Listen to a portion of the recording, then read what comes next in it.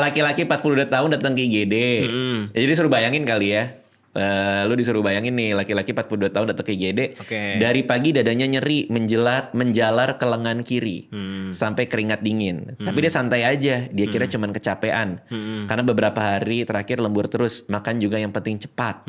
Nah itu kalau ada yang gitu datang, Dokter Iksan gimana biasanya? Kecurigaan pertama mungkin karena udah usia di atas 40 tahun dan ada nyeri dada menjalar diikutin sama keringat dingin, itu kemungkinan paling besar possibility-nya adalah serangan jantung. Ya udah di EKG aja, kalau misalkan emang betulan serangan jantung yang dia membahayakan, ya udah tindakan. Tapi kalau cuman kayak yang unstable, yang nggak stabil aja, sumbatan yang nggak separah itu, ya udah nanti bisa dikonsulin, terapinya nanti bisa lebih ditunda gitu. Berarti kalau ada orang datang ke IGD, karena kan Dokter Iksan pernah jaga IGD kan? Betul. Ini laki-laki 40 tahun nih datang ke IGD. Terus dia bilang, ini dada saya nyeri nih sampai ke tangan kiri nih dok gitu. Nah itu udah langsung tuh jantung gitu. Ya kemungkinan besarnya kayak gitu. Karena kalau yang nyeri yang menjalar kemudian udah usia mungkin di atas 40 tahun diikutin sama misalkan dia ada hipertensi atau diabetes, kecurigaan pertama kita pasti ada serangan jantung gitu. Karena gejalanya khas, dia nyeri dada tapi menjalar dan dia nggak bisa ditunjuk.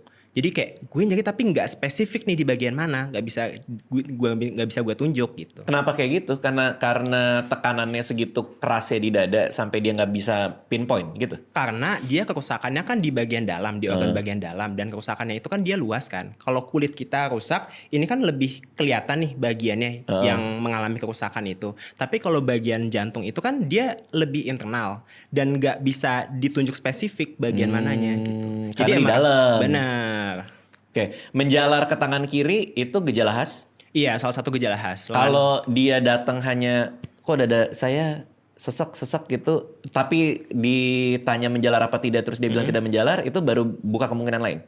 Tetap ada kemungkinannya, makanya kan nanti dicek. Maksudnya kita mikir pertama kali yang paling jeleknya dulu apa. Soalnya kan kalau serangan jantung, time is muscle. Waktu adalah otot. Ya. Kalau semakin kita tunda, ototnya makin rusak. Makanya kalau misalkan ada orang dengan kecurigaan serangan jantung, kita cek minimal banget EKG dan nanti kita cek darah. Namanya marker jantung adalah troponin I atau troponin T atau CKMB kita sebutnya gitu. Oke, jadi artinya kalau misalnya, soalnya kan banyak yang bilang tuh kalau di IGD orang ngira sakit jantung nggak taunya asam lambung.